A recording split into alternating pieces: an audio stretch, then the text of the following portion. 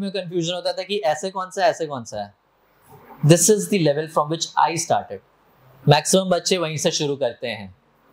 Longitude latitude में confusion होता है, समझ रहे हो. तो मैंने वहां से शुरू करा, मैंने क्वालिफाई कर लिया. तो it's very doable exam, very very doable exam. सच बता रहे हैं. मैं अपने लबासना एक्सपीरियंस आपको बताऊं तो 75 to 80 या 85% बच्चे ऐसे हैं ना जो बहुत हम्बल बैकग्राउंड से आते हैं.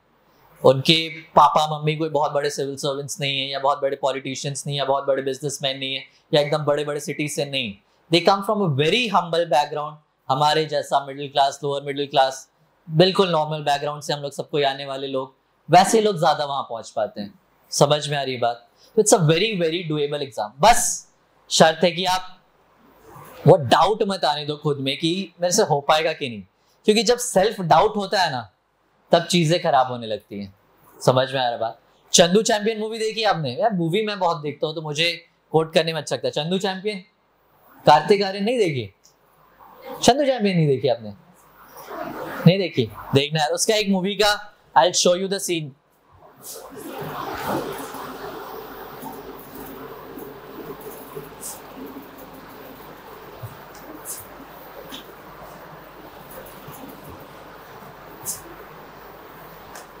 आवाज आएगी सर?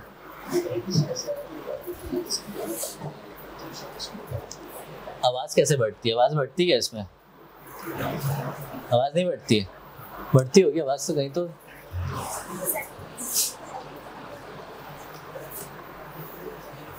किसी को आता है चलाने का ये?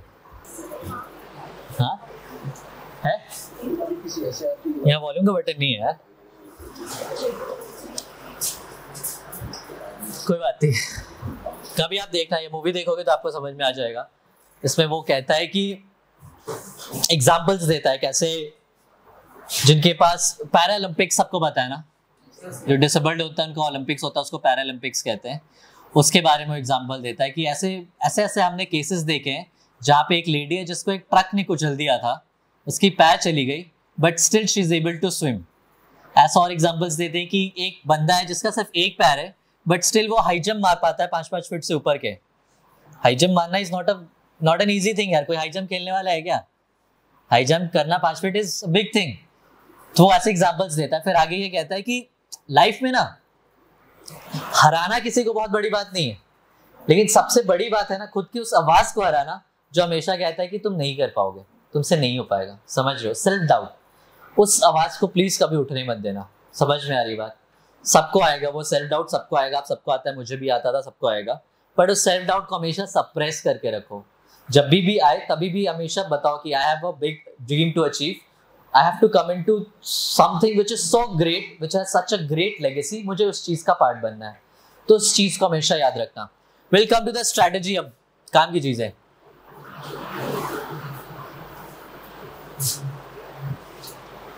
आप में से किसी को बुक लिस्ट जानना है क्या? बुक लिस्ट जानना है? हाँ, बुक लिस्ट लिखो. बुक लिस्ट पर polity M Laxmikanth. I'll just give you a brief book list. जिसको चाहिए वो नोट डाउन कर लो. Polity M Laxmikanth, modern history spectrum या बिपिन चंद्र या और ancient medieval history NCERTs 11th-12th. Polity M Laxmikanth, modern Indian history spectrum publication की आती है वो, या नहीं तो बिपिन चंद्रा का Indian freedom struggle. Ancient medieval history के लिए NCERTs 11th-12th. Art and culture के लिए Nitin Singhania. Geography NCERTs. GC Leong not at all required for general studies. आप लोग जीएस की बात कर रहे हो कि ऑप्शनल की बात कर रहे हो? जीएस के लिए GC Leong. I'll tell you कैसे करते हैं geography. I'll tell you this. पहले बुक लिस्ट लिख लो. ज्योग्राफी लिख लिया. इकोनॉमिक्स के लिए no great book. Can't suggest anyone. NCERTs. और कौन सा सब्जेक्ट बचा है? इकोनॉमिक्स के लिए कोई एक अच्छी बुक नहीं है जो मैं बता सकता हूँ. सॉरी, ज्योग्राफी के लिए 6 to 12 क्या पूछ रहे हो आप प्लीज? इकोनॉमिक्स के लिए कोई एक अच्छी बुक नहीं आती। आई टेल कि कैसे पढ़ सकते हैं। मैं बुक लिस्ट बता रहा हूँ अभी, तो बुक लिस्ट को एक अच्छी बुक नहीं आती जो मैं कहूँ कि ये बुक पढ़ लो हो जाएगा। और सब्जेक्ट्स बताओ, और क्या सब्जेक्ट्स है प्रीलिम्स में? एनवायरनमेंट के लिए नो ग्रेड बुक, अगेन कोई एक अच्छी बुक नहीं है यूपीएससी के लिए। आई टेल यू क्या कर सकते हैं वो हम बताते हैं आगे, अच्छी बुक कोई नहीं है। और सब्जेक्ट बताओ। साइंस एंड टेक्स सेम, कोई बुक अच्छी नहीं है। Ethics no book, no one book. कोई बुक लिस्ट पूछे मैं बताओ कि एथिक्स की क्या बुक है, नहीं बता सकता, कोई अच्छी बुक ही नहीं है। सोशियोलॉजी इज सोसाइटी, मतलब जीएस के लिए सोसाइटी, नो बुक। कोई बुक मेजर सब्जेक्ट कोई नहीं ना बचा, सारा मेजर सब्जेक्ट हो गया। आप देखो करना कैसे, बुक लिस्ट आप सबको पता है, ये सबका बुक लिस्ट होता है। ऐसा कुछ मैं नया नहीं बता दिया जो आपको नहीं पता होगा या जो आपको कहीं और से नहीं पता चलता। बट सिर्फ बुक लिस्ट से नहीं होगा, समझ में आ रही बात? सिर्फ बुक पढ़ने से नहीं होगा। फॉर इंस्टेंस इकोनॉमिक्स का बात आया था, इकोनॉमिक्स का कोई अच्छा बुक नहीं है। आप में से अगर कोई तैयारी किया होगा तो उसको पता होगा इकोनॉमिक्स का कोई एक अच्छा बुक है ही नहीं। जैसे पॉलिटी के लिए हमारे पास लक्ष्मीकांत है, इकोनॉमिक्स के लिए हमारे पास कुछ नहीं है। पढ़ने के लिए आप विवेक सिंह लोग पढ़ते हैं, अगर किसी को पढ़ना है तो विवेक सिंह की इकोनॉमिक्स की बुक आती है, वो पढ़ सकते हो, लेकिन not at all a great book to study. करे कैसे फिर? जैसे कुछ ऐसे सब्जेक्ट से इकोनॉमिक्स, एनवायरमेंट, सोसाइटी, ये सब पढ़े कैसे? साइंस एंड टेक, ये सब पढ़े कैसे? देखो ये सारे जिन सब्जेक्ट का अच्छा बुक नहीं होता है ना, उसका बेस्ट सोर्स होता है, अगर आप कहीं क्लास कर रहे हो तो उसका क्लास नोट्स, वो सबसे प्राइमरी सोर्स होता है। ठीक है, क्लास में फोकस होना चाहिए कंसेप्ट क्लैरिटी। ये सारे सब्जेक्ट्स कंसेप्ट्स पे आते हैं। इकोनॉमिक्स का क्वेश्चन कंसेप्ट्स पे आता है, ज्योग्राफी का क्वेश्चन कंसेप्ट्स पे आता है, समझे? कंसेप्चुअल क्लैरिटी आपको डेवलप करनी है, तो क्लास नोट्स प्राइमरी सोर्स है। उसके बाद आप एनसीईआरटी ज्योग्राफी के लिए कर सकते हो। इकोनॉमिक्स के लिए भी एनसीईआरटी कोई बहुत हेल्पफुल नहीं है। इंडियन इकोनॉमी आती है एनसीईआरटी, 11th या 12th में आती है, नॉट अ ग्रेड। वो नहीं पूछ रहे जो उसमें है ना, इंडियन इकोनॉमिक डेवलपमेंट नहीं पूछते, यूपीएससी में प्रीलिम्स में मेंस में कहीं नहीं पूछते, उसको पढ़ने की जरूरत नहीं है। इकोनॉमिक्स का आप कॉन्सेप्ट्स क्लियर कर लो, क्लास नोट्स कर लो और करंट अफेयर्स, दैट्स इट। और बजट और इकोनॉमिक सर्वे का रिव्यू, समरी सबको पता है ना, यूट्यूब पे आता है या क्लास यहाँ होता है, सब जगह होता है समरी, बजट और इकोनॉमिक सर्वे का, जिस साल आपको एग्जाम देना है उस साल का। समझ में आया? कंसेप्ट इकोनॉमिक्स पूरा कंसेप्ट पे यार, कंसेप्ट क्लियर हो गया ना, कैसे करे कंसेप्ट क्लियर, उस पे पूछ रहे हो आप। अब ये आपका होगा कंसेप्ट क्लियर के लिए बेस्ट इज एनी टीचर। अगर आप कहीं क्लास ले रहे हो, कुछ कर रहे हो, तो कंसेप्ट वहां से क्लियर होगा, वो बेस्ट सोर्स होता है इकोनॉमिक्स के लिए। इकोनॉमिक्स के मैक्सिमम क्वेश्चन जो कि सबसे डोमिनेंट होता है प्रीलिम्स में, उसके मैक्सिमम क्वेश्चंस कंसेप्ट्स पे आते हैं। और करंट अफेयर्स का किसी को डाउट है?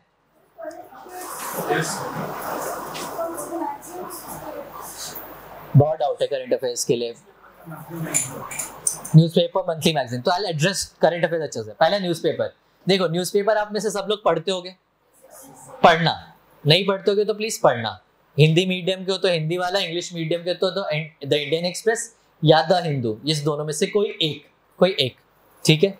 अब लेकिन न्यूज़पेपर को ना सिर्फ न्यूज़पेपर जैसा ही पढ़ना, कोई अगर पढ़ता होगा उसको पता होगा उसमें 1-1.5 घंटा 2 घंटा लग जाता है, वैसा नहीं।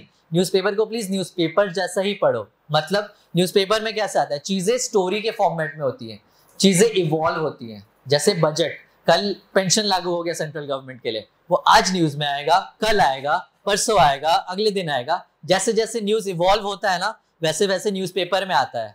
एक ही न्यूज 3-4 दिन तक आता है ना, वो स्टोरी के फॉर्मेट में आता है। तुमको वैसे नहीं पढ़ना है, तुमको बस स्टोरी जैसा समझ लेना जो आ रहा है, उससे याद करना या उससे अपना कंसेप्चुअल क्लैरिटी करने की जरूरत नहीं है। यूपीएससी जो है ना, वो करंट अफेयर्स का स्टैटिक चीज पूछता है।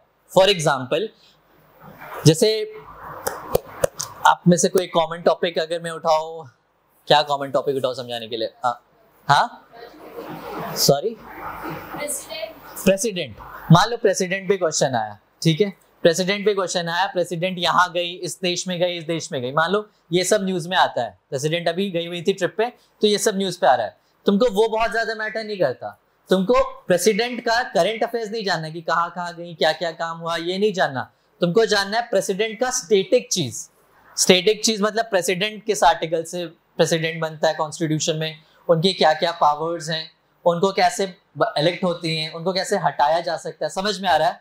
करंट अफेयर्स का स्टैटिक नॉलेज पूछता है यूपीएससी हमेशा, ये ध्यान में रखना। इसको कोई समझ गया ना तो करंट अफेयर्स करना बहुत आसान हो जाता है।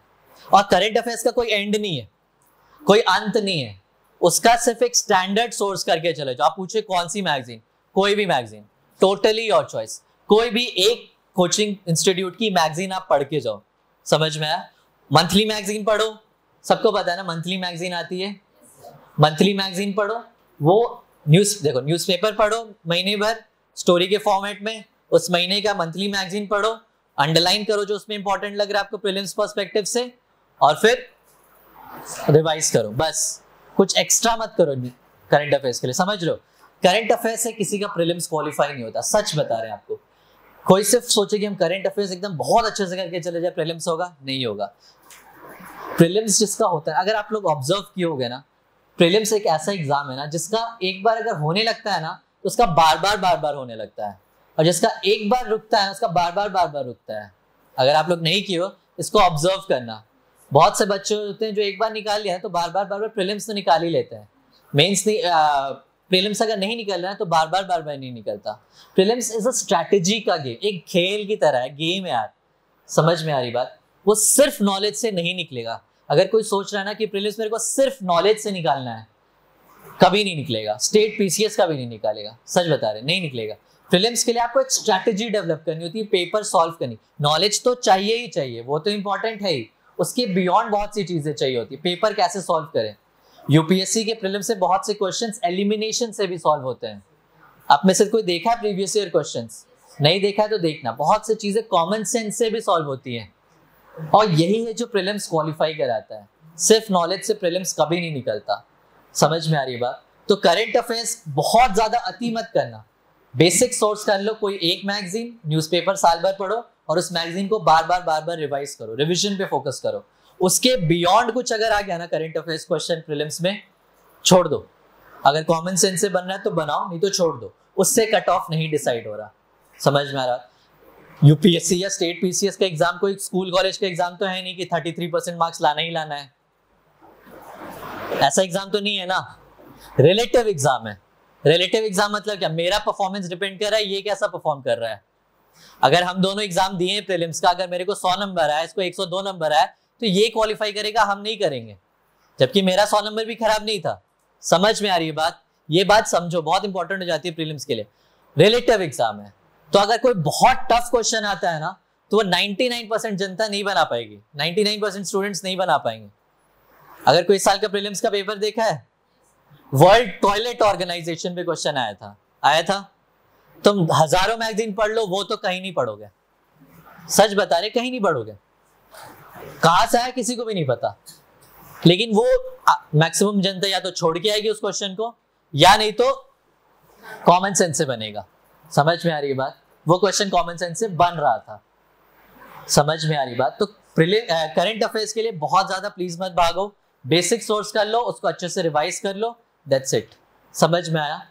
न्यूज़पेपर, करंट अफेयर्स, न्यूज़पेपर का नोट्स मत बनाना प्लीज, कभी हेल्प नहीं करा, क्योंकि एंड ऑफ द ईयर अभी आपको लगेगा कि अच्छा है नोट्स बन रहा है, साल के अंत आते तक ना आपके पास इतना अनऑर्गेनाइज्ड नोट्स रहेगा ना कि आप उसको कभी रिवाइज नहीं कर पाओगे। समझ में आ रही बात, समझ में आ रही बात, नहीं पढ़ पाओगे। और इस एग्जाम का एक मोटो बना लो, कोई भी बुक, कोई भी ऐसा रिसोर्स नहीं पढ़ेंगे हम जो हम एटलीस्ट 5 से 6 बार रिवाइज ना कर पाए एग्जाम से पहले। समझ में आ रही बात। रिवीजन इज द की, सारे टॉपर्स यही कहते हैं। आप जो यूट्यूब चैनल उठा के देख लो, सब यही कहेगा revision is the key, revision is the key. Literally revision is the key, पर मैक्सिमम बच्चे यही गलती करते हैं, रिवीजन में कमी करते हैं। समझ में आ रही बात। पॉलिटी का जो मैंने सोर्स बताया लक्ष्मीकांत, उसके अलावा सिर्फ मैंने मैगजीन करा, उसके अलावा कुछ नहीं किए। मॉडर्न हिस्ट्री के लिए मैंने जो स्पेक्ट्रम बताया, स्पेक्ट्रम किए, उसके अलावा करंट अफेयर्स में कुछ आया तो आने, तो उसके अलावा कुछ नहीं किए। समझ में आ रहा है। वरना मॉडर्न हिस्ट्री की भी 10 बुक है। ज्योग्राफी में जीसी लियोंग का किसी का क्वेश्चन था, GC Leong makes no sense for general studies, नहीं जानना यार, अंत नहीं। ऑप्शनल वाले हो तो पढ़ो, जनरल स्टडीज के लिए जरूरत ही नहीं है। समझ रहे हो, हमेशा आरओआई देखो।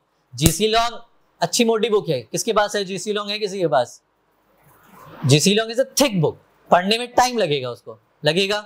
उतना एफर्ट्स लगाने की जरूरत नहीं है मुझे ज्योग्राफी में, जनरल स्टडीज के लिए, क्योंकि या तो उतने क्वेश्चन पूछ नहीं रहे, और जो क्वेश्चन पूछ रहे हैं वो मेरा एनसीईआरटी से ही बन जाएगा। समझ में आ रही है बात? समझ में आई बात? तो एक्स्ट्रा प्लीज मत भागना। सोर्सेज अपने डिफाइन कर लो कि ये पढ़ना है, उसके बियॉन्ड कुछ नहीं पढ़ना है। समझ में आया? हर कोई नया बुक बता सकता है, मैं भी 2-4-5 नए बुक के नाम बता दूं, आपको लगेगा वाह कुछ वाह वाला मूवमेंट हो जाएगा, बट मेक्स नो सेंस है। जो बेसिक स्टैंडर्ड बुक्स है ना वही पढ़ने, उसको बार बार रिविजन करने। Revision is the key. जितना रिवाइज करोगे उतना घुसता है दिमाग में। और सच बता रहे हैं, मेंस में खास करके, मेंस में क्या होता है ना, या तो ये चलता है या हाथ चलता है। मेंस आपको पता है ना सब्जेक्टिव पेपर होता है, आंसर्स लिखने पड़ते हैं उसमें, या तो दिमाग चलती है या हाथ चलता है, दोनों साथ साथ नहीं चल पाता। ये नहीं कि आप सोच सोच के बना के लिख पाओगे, आंसर्स छूट जाएगा। 20 क्वेश्चन आता है पेपर में, 3 घंटा आपके पास टाइम होता है, अगर आप सोच सोच के बना के लिखना चाहोगे ना तो नहीं लिखाता यार। ऐसा होना चाहिए कि आप क्वेश्चन देखे और आपके दिमाग में पॉइंट्स आना शुरू हुआ। वो तब होगा जब आप अच्छे से रिवाइज करके जाओगे। समझ में आ रही है बात? समझ में आई? किसी को बात समझ में आई? प्लीज रिविजन पे फोकस करना अच्छे से। स्टैंडर्ड सोर्स मैंने बताया। एनवायरनमेंट पे किसी का डाउट था, एनवायरनमेंट कैसे करें? एनवायरनमेंट के लिए भी वही क्लास नोट्स बेसिक मटेरियल होगा, उसके अलावा करंट अफेयर्स बहुत डोमिनेटिंग है। एनवायरनमेंट सेक्शन में करंट अफेयर्स बहुत ज्यादा आता है, वो करना।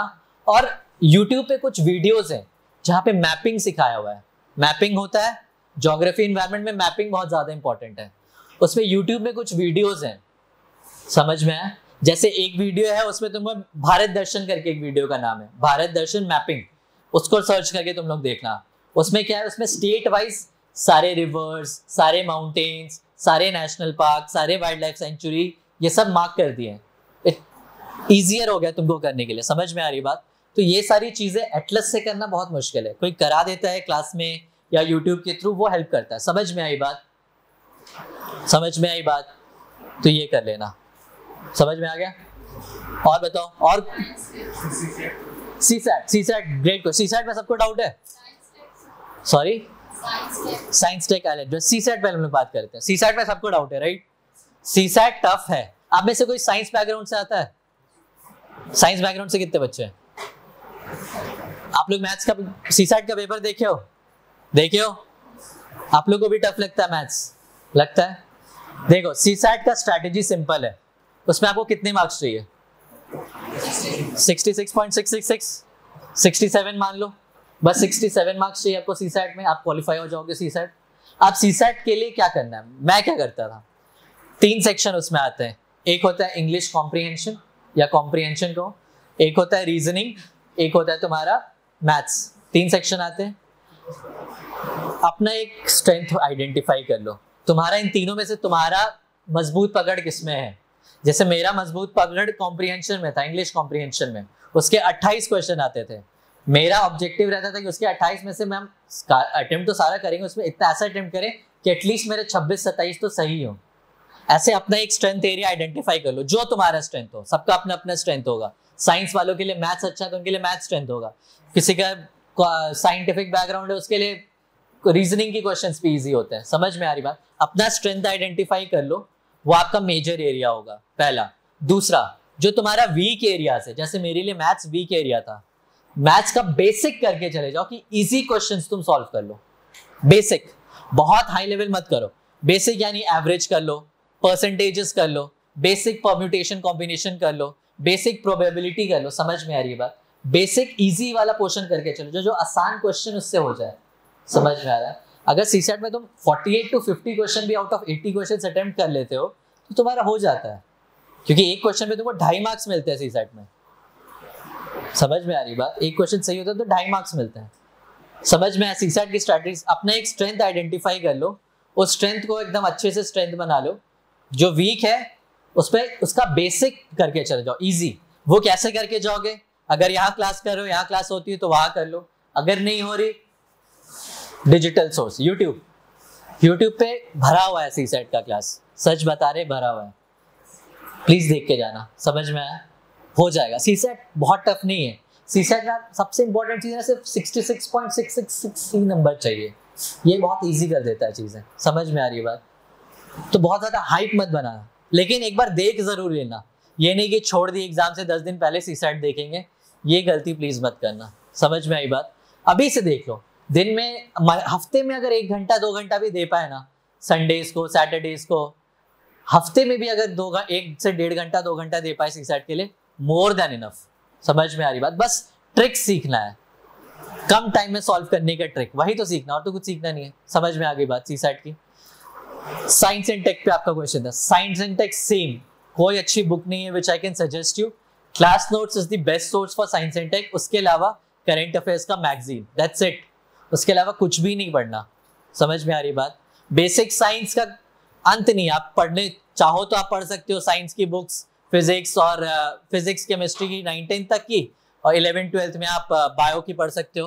बट मैं कभी किसी को सजेस्ट नहीं करता, जितना पढ़ोगे जितना टाइम लगेगा उतना यूजफुल नहीं है। समझ में आई बात?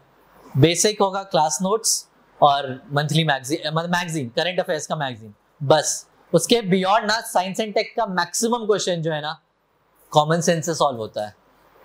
सच बता रहे आपको, कॉमन सेंस से प्रीलिम्स बहुत ज्यादा सॉल्व होता है। अगर आप लोग जब एक बार अच्छे से तैयारी कर लोगे ना, साल भर तैयारी करो, रिविजन अच्छे से कर लो, उसके बाद आप पेपर लेके बैठना और यूट्यूब पे सर्च करना MCQ aptitude series for UPSC, MCQ aptitude for UPSC. उसमें आपको दिखाएगा कि ऑप्शंस कैसे एलिमिनेट होते हैं यूपीएससी के पेपर पे ही, कि ऑप्शंस कहाँ घूमा होता है। देखो एमसीक्यू का बेस्ट पार्ट क्या है कि आंसर मेरे सामने है। एमसीक्यू का बेस्ट चीज क्या होता है? आंसर मेरे सामने होता है, राइट? मेरे को आंसर सही खाली फाइंड करना है, कौन सा है 4 में से, यही करना होता है। उसका 2 तरीका है, एक तो हम सही आंसर टिक कर दें, या दूसरा ऑप्शन हम गलत आंसर सारे